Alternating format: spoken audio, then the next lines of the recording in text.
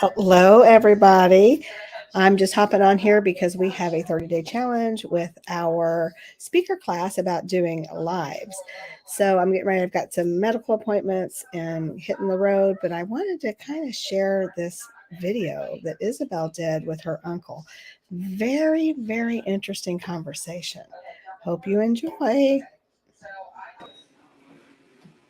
Hello, thank you for tuning in to Becoming the Best You Talk Show. I'm Isabel Black, or Izzy the Intentional Healer, and I'm here in El Paso, Texas, with my uncle Elias Camacho, and he's here to share his story. He has a wonderful story, but I'd like him to tell you a little bit about himself first. Hello, my name is Elias Camacho, as mentioned. Born and raised here in El Paso, Texas. I'm 76 years old, retired. Presently, to keep busy, I'm involved with the Vietnam Veterans of America, Chapter 844 here in El Paso. I am the president of the chapter, and it keeps me busy. That's nice. I did not realize you were the president of the chapter. That's awesome. Congratulations on that. Is that where you were at yesterday? Yeah. I've been president for 5 years, and we just had re-election Saturday. Okay. And I was re-elected for 2 more years. So. Wow, that's awesome. That means, I would assume, because you're doing something that they like. Apparently so. So keep it up. That's awesome. I know that growing up, I remember you. I wasn't sure as a kid what all you did, but I do remember when I was in elementary school, and they said we were going to the gym because the DARE was coming and McGruff was coming to fight the war on drugs, and I was so excited. And when you guys walked in, you were with them, and I had no idea that you worked so closely with the DARE program, which was new at the time, and it was a program set to to fight the war on drugs here in El Paso, and you guys were focused on the schools, on the kids, getting your hands on the kids before they fell into the problem, because it seems like we have a lot of resources for once people have the problem, but we're not spending as much time, money, and effort in investing in the children so they never get to the point of having that problem, and we don't have to clean it up.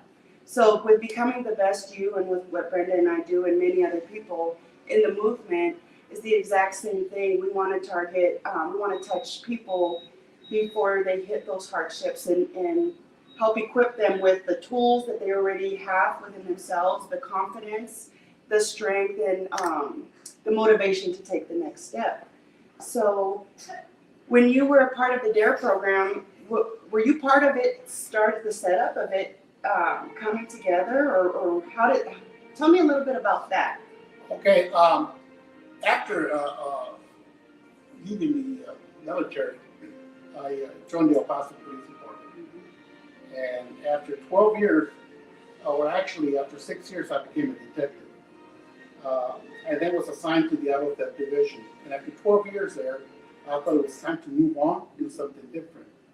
And I applied for the crime prevention unit here in El Paso. And I was sent to San Marcos for training. I was there a couple of months. And one of the things that we were introduced to in crime prevention was the McGraw program. It wasn't known here in El Paso. And how it was for the children for various things, not only on drugs, but on crime prevention and things of that nature. And I fell in love with it. I thought, what better time to talk to children and then when they're young, before they listen to other people or get involved with certain things. So we thought that we could have an impact for the children in El Paso. And I went ahead and talked to some business people. And we went ahead and there was contributions made. And we were able to buy uniform and everything else. And we got started with that. And we got involved with the DARE program as well. So for a couple of years, that's what I did. And but do you feel like it was creating the impact that you guys hoped when you started it? Yes, I did. I did, just by the reaction of the children and all that, I felt that we were having a good impact. Not 100%.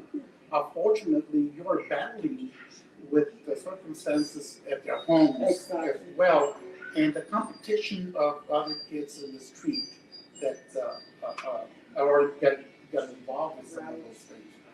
But I think when I felt that if we could help one or two, then we would be successful. And that's it right there, guys. You just hit a key point, because sometimes we feel that we won't make a difference when we go out there and do the things that we're being called to do. But it's all about if you can reach one person and change one person's life. I agree with you. It's so worth it. It's so worth it, because that's one less person, right, that has to go through life suffering. Yeah. So what led you, what was your next step after the DARE program? You worked there for a couple of years and you were inspired for something different again? Yes. Well, I stayed with the DARE program, with the McGraw program and everything else until after 22 years with the police department, I was offered an opportunity for another job, and I went ahead and retired. Okay. And I moved on to the next step. Mm.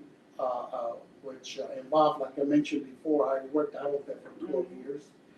Part of that time, I was a Mexican liaison with the Mexican police in Juarez. Okay. So I went across and I worked with mutual things, crimes that were of interest to both of us. Yes. And I did not have any law enforcement powers in Juarez. I was more of a gift. Okay. But we worked together, and there was this organization, the National Crime Bureau. At that time, it was the National Automobile Theft Bureau, and the auto theft situation was so bad in El Paso, a vehicle being stolen and going into Mexico and disappearing forever, that this organization felt that maybe something could be done about it, and they approached me to see if I would go ahead and work with them. I would be given a Texas State Ranger commission Wow. as law enforcement, and I would have an office and an expense account, a car, secretary, and everything else to try to work in Mexico and see how we can get some of these vehicles back to the owners, and at the same time, since I work crime prevention, see how we could minimize the Yes. theft of these vehicles. So I went ahead and retired and started working with them. Mhm. And in about a year's time, we were pretty successful here in El Paso. We're bringing back as many as 60 vehicles that were stolen back to El Paso. Not only vehicles stolen from El Paso, but as far away as New York, whatever the case may be. Really? So I then felt that maybe I could extend this, so I started going into further south into Mexico, state of Chihuahua, and working with my counterparts over there. And the American consulate got me under their protection, and I was able to work under their colors as well. Got to the point where I kept on moving, and after a while, I left this, I continued with the state of Chihuahua, and I got some Mexican lawyers and other people to be what we call them vendors, to help us with the situation. I then started working in the state of Durango, and then the state of Zacatecas, and then Jalisco, and then Colima. And so by the point, 5-6 years later, I had 7 states that I was working in Mexico, and we were repatriating vehicles. We were getting a lot of cooperation from the Mexican authorities. So I continued with that work until around 15, 16 years later, Mexico started becoming a place where it was starting to become very dangerous. I had a situation where I was in Durango. I was going to meet with the regional commander, and I talked to him. I wasn't the frequency, and explained to him that I was coming in. We were going to have a big meeting with the state prosecutor. He said, "Go ahead and check into the hotel Yeah, I stayed at the same place all the time. He says, I'll go ahead and pick you up later on, and we'll go to dinner, and then we'll have some meeting. So, meanwhile, I checked in, and I had two assistants there in Durango, and they came over to the hotel to see what I needed. They checked in with me, then they went out. I continued staying in the office working with my laptop, and about 45 minutes or so later, so some man just knocking on the door, and I opened it, and it was my two assistants, and they said, "Did you hear what happened?" I said, "No, well, what happened?" He says, "A commander was killed. He was ambushed. The commander, his driver, and his bodyguard were killed." I said, "Where at?" It's behind the hotel. Oh my God. And apparently, they were coming around the back of the hotel to come pick me up, and they went past a speed bump, and they were ambushed. I called in to my supervisor, the Texas Rangers in DPS, and he said, "You know what, I think it's time for you to get back. We don't know what's going on, we don't know what the situation is." So I did drive back. It's 8 hours from El Paso. And from then, things started going downhill as far as me working in Mexico. The American consulate, the embassy said, "Don't be going into Mexico because of this and because of that." And I could not see work in Mexico by phone. Yes. I'd always been there in person and talk to individuals. So that's when I felt maybe it was time to move on again. So I went ahead and retired from there. I became So that was retirement number two. number two. I went into substitute teaching, and my respect to the teachers, putting up with the children. I substituted them from kinder to high school. I came home exhausted. So I resigned, and I went into private investigator, and started working as a private investigator in the state of Texas.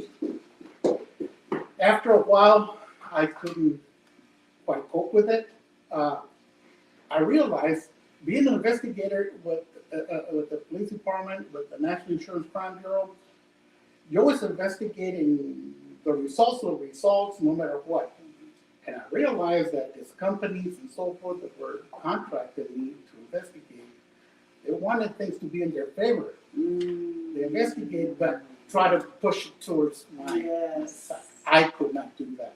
Good for you. I just not feel comfortable. That was not the way I was, So I left that, and through the years, I had bought some property and I built some apartments, weekends, and all that. So I started devoting my time more now into that. So you own multiple properties right now? Yeah, I had some apartments that I owned. I sold them since then, Okay. but I own them. So I started working, maintaining that, and I started writing. I've always liked writing. Unfortunately, not very good at it. I dropped out of school halfway through my freshman year. I wasn't doing very good in school. I didn't feel comfortable. My two older siblings had dropped out of school as well.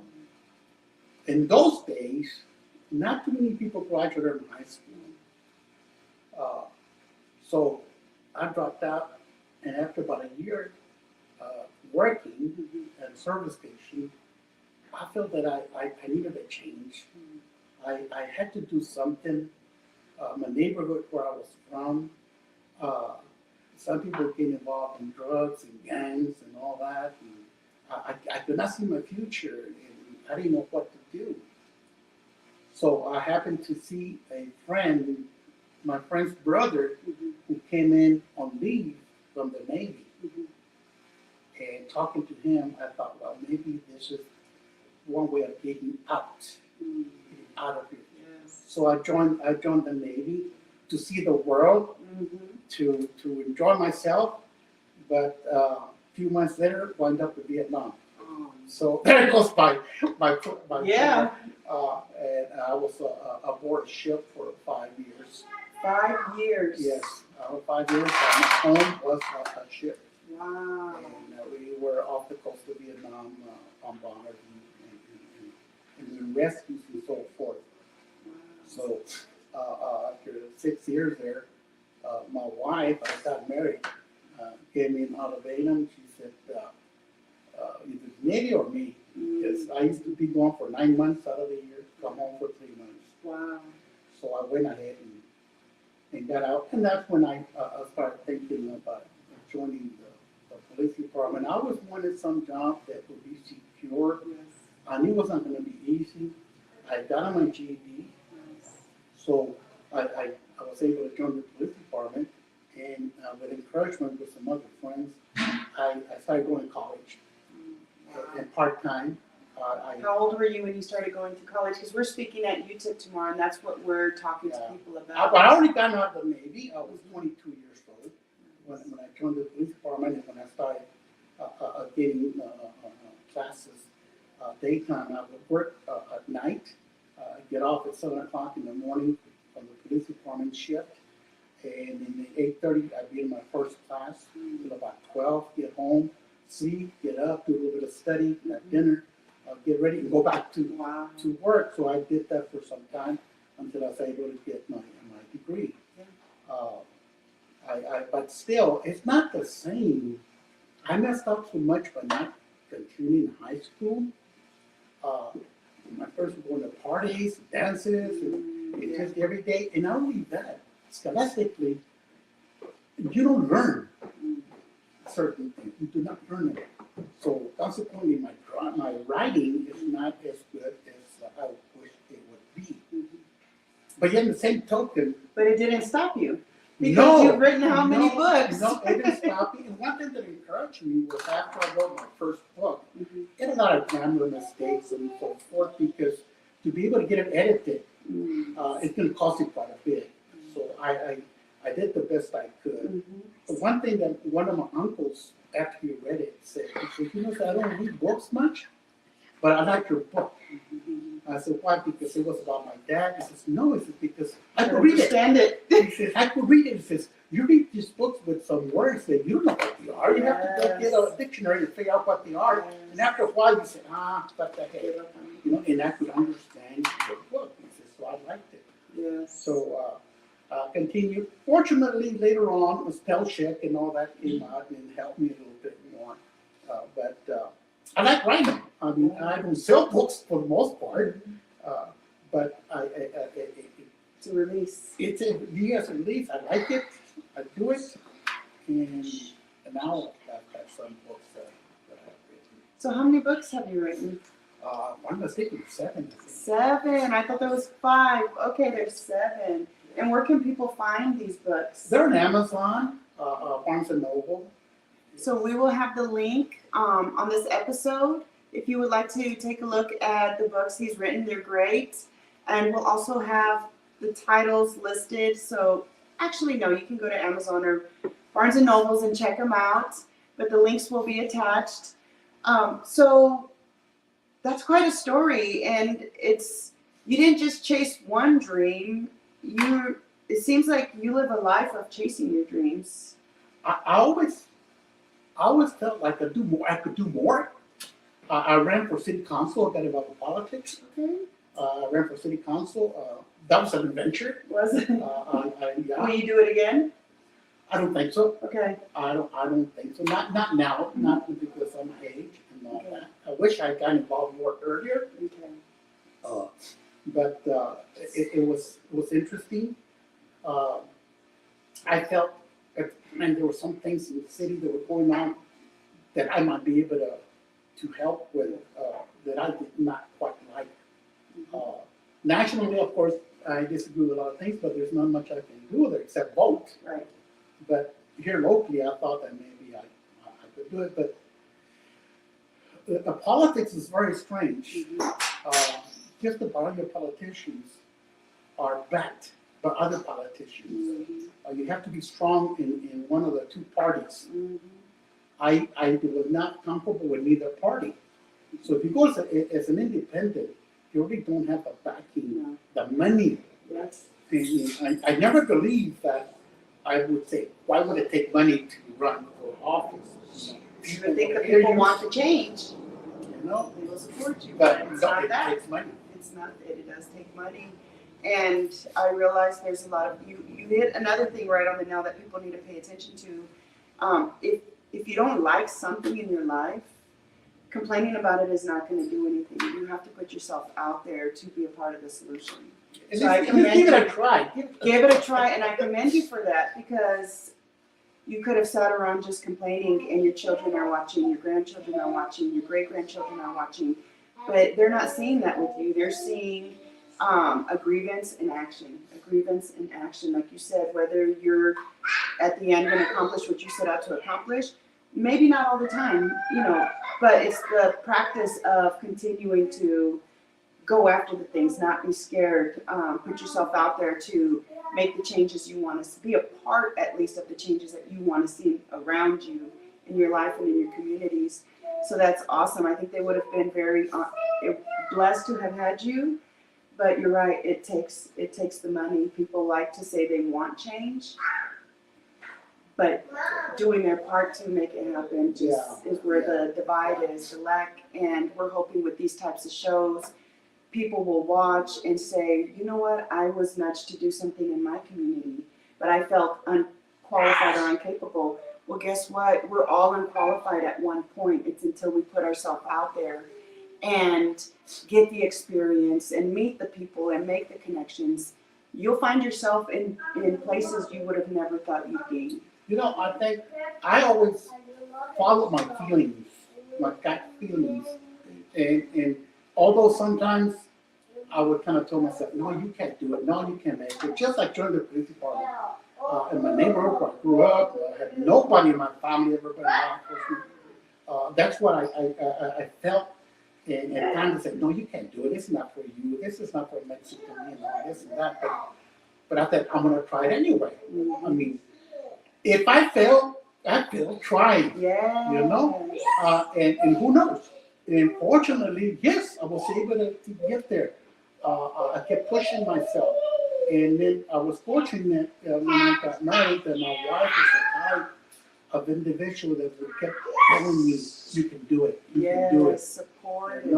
So if you get support from somebody, it really helps Yes. a lot. Yeah. But that goes back to, you have to put yourself around people. You have to find yourself a network of people that believe in the same things, similar things as you, so that you do have that support. Get positive people, not negative people. Yes, positive people. Yes. Well, Theo, I really want to thank you so much for sitting down with us today and taking this time. We'll be in town 3 or 4 more times this summer. We've been asked to come back already. And we speak Saturday. We haven't spoken yet, but we've been asked to come back already. So I would love to get together with you and catch back up and see what life is doing, like we usually do anyways when we're in town. But I appreciate your time, and I appreciate your story, and I hope that it could help motivate somebody to go out of their shell and listen to that spirit, that guiding voice within you, and walk fearless. Walk fearless. There's tons of things out there for us, just waiting for us. Take a chance. Take a chance. Take a chance. You won't get anywhere without taking chances. Yes. Well, we'll end it on that. So you guys have a good day.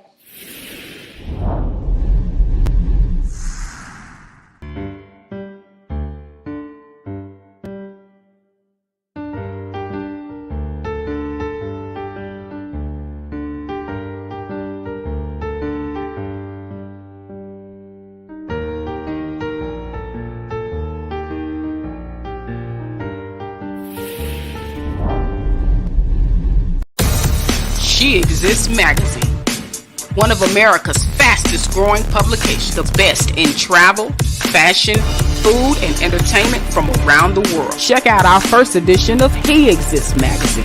Looking for an ad space or feature? Contact us for your next spot. She Exists magazine, digital publication coming soon. Subscribe today.